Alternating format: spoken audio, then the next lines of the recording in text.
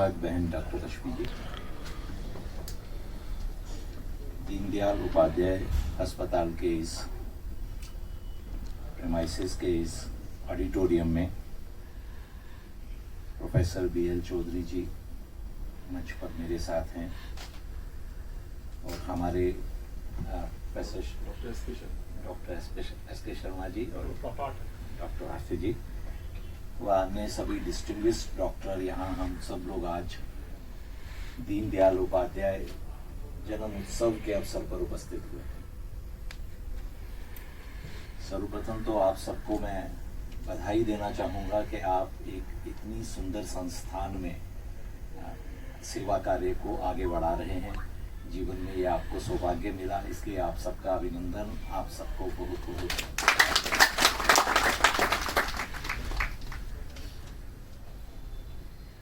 ये जो भूमंडल है इसमें अनेक प्राणी मात्र हैं। प्रत्येक प्राणी मात्र जो है वो अपनी अलग अलग स्वभाव के अनुरूप कार्य करता है। प्रीति का, अफेक्शन का और जिसको लव कहा जाता है उसकी अगर सबसे बड़ा मानक माना जाएगा तो वे एक माँ का अपने बच्चे की तरफ प्यार है। हमें उदाहरण मिलते हैं कि यहीं पर ही ऐसे प्राणी मात्र भी हैं जो कि भूख लगने पर अपने द्वारा जने हुई अपनी संतान को खा भी जाते हैं। उसके साथ ऐसे भी उदाहरण मिलते हैं कि मृत्यु के 6 महीने बाद तक भी बंदरी अपने बच्चे को अपने से चिपका कर रखती है। यही स्थिति मानवों की भी है, प्रत्येक सभ्यता की भी है। प्रत्येक सभ्यता के अपने अपने स्वभाव हैं, अपने अपने गुण हैं और प्रत्येक सभ्यता उसी गुण, उसी स्वभाव के अनुरूप ही अपना जीवन काल व्यतीत करती है और उन सभ्यताओं को उसी स्वभाव के अनुरूप ही प्रत्येक कार्य करने की आवश्यकता पड़ती है। देश को स्वतंत्रता मिली, स्वतंत्रता आंदोलन में अनेकानेक हमारी विभूतियों ने उस समय एक ही विषय पर चिंतन किया कि कैसे इन विदेशी आक्रांताओं को हराया जाए, परास्त किया जाए और इस देश से निकाला जाए। स्वतंत्रता मिलने के बाद क्या करना है इसके बारे में चिंतन नहीं हुआ। हम स्वतंत्रता प्राप्त करेंगे और उसके बाद हमने कैसे अपने इस राष्ट्र के निर्माण की ओर आगे बढ़ना है इसके बारे में चिंतन नहीं रहा। यह भी चिंतन नहीं रहा कि हमारा राष्ट्र, जिसको हम भारत माता कहते हैं, इसका स्वरूप क्या है, इसका स्वभाव क्या है और इसकी पहचान कैसे बननी है।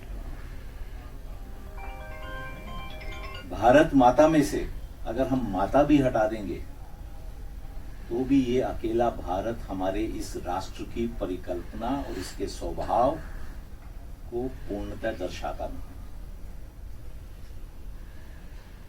ये परिकल्पना सिर्फ हमारी ही सभ्यता में है, हमारी ही संस्कृति में है।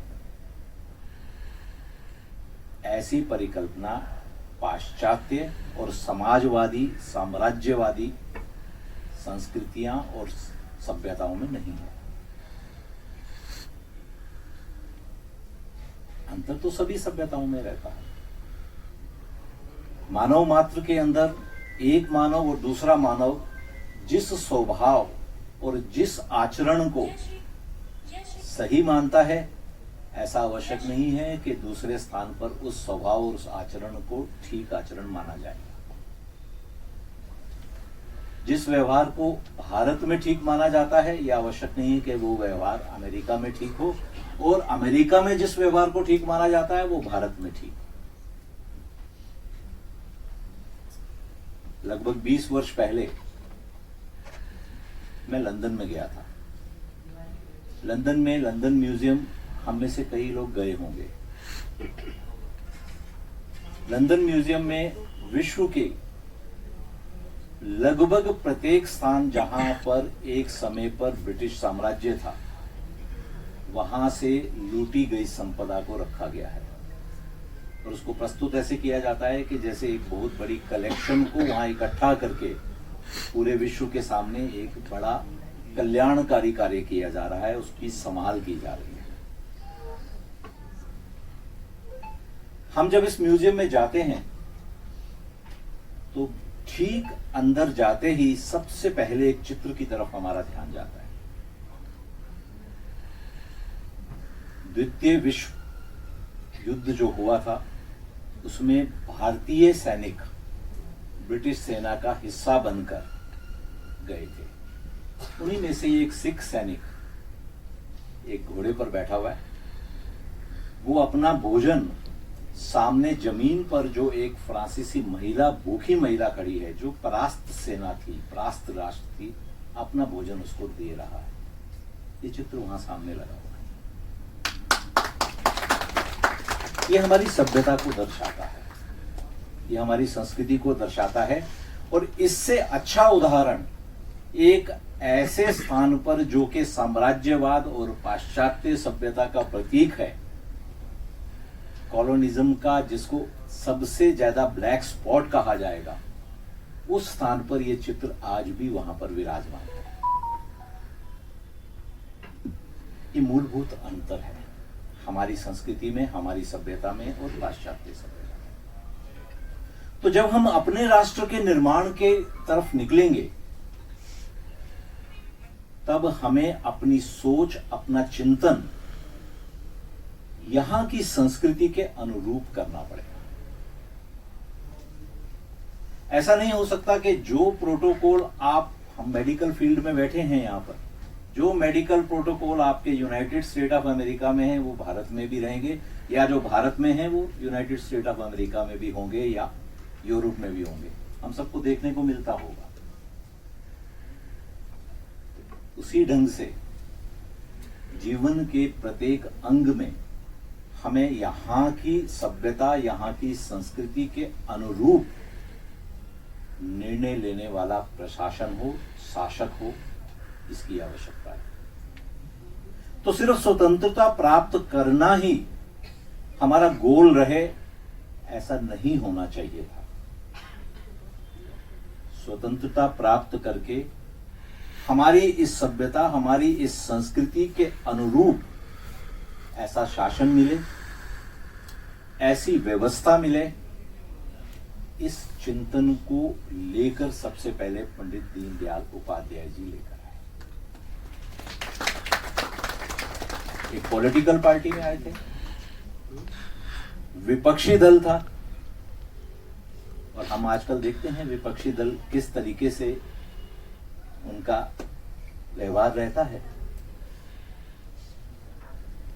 प्रथम दिवस से उन्होंने स्पष्ट ये निर्णय लिया था कि भारतीय जनसंघ अपनी किसी भी रैली, किसी भी मार्च में, किसी भी प्रदर्शन में अपनी भाषा की मर्यादा और गरिमा को नहीं छोड़ेगी।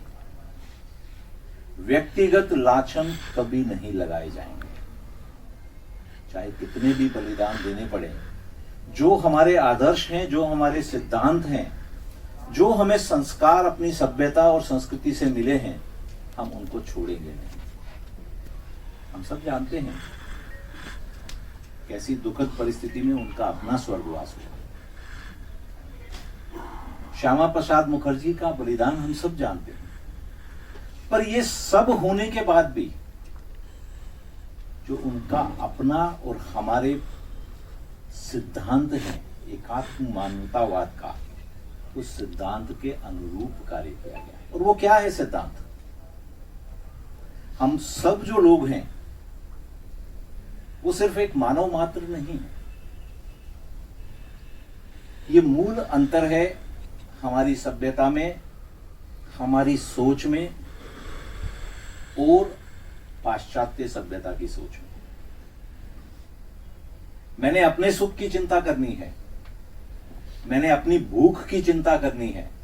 उस भूख को प्राप्त करने के लिए अपने स्वयं के स्वार्थ के लिए, अगर किसी दूसरे का नुकसान भी होता है तो मैं स्वीकार्य करूंगा।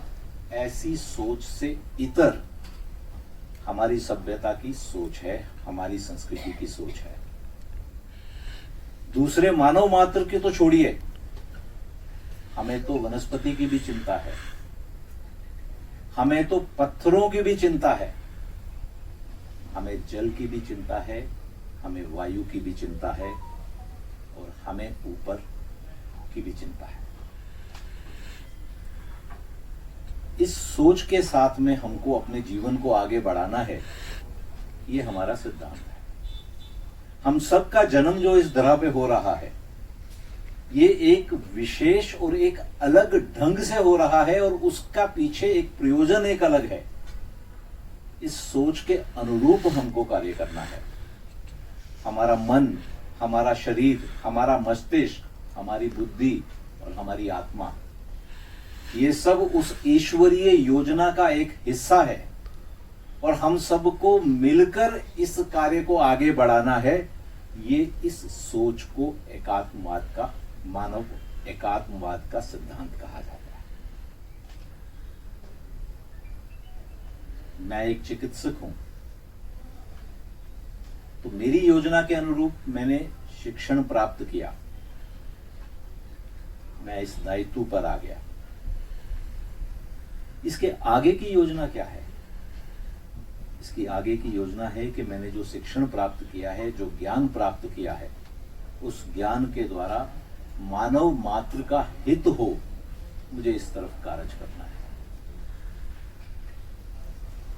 ये स्वभाव, ये चिंतन हमारी सभ्यता में मिलेगा। वो वैसे डेंटिस्ट हैं, वो अपना अनुभव बता रहे हैं कि हमारे वहां पर जो सीनियर ऑर्थो सर्जन होते हैं, उनका सप्ताह में 4 या 5 से ज्यादा नी रिप्लेसमेंट नहीं होती है। तो क्या अंतर है? अंतर सिर्फ उस सोच और चिंतन का है। हम यहां पर अपने व्यवसाय को व्यवसाय नहीं, सेवा की तरह लेकर चलते हैं।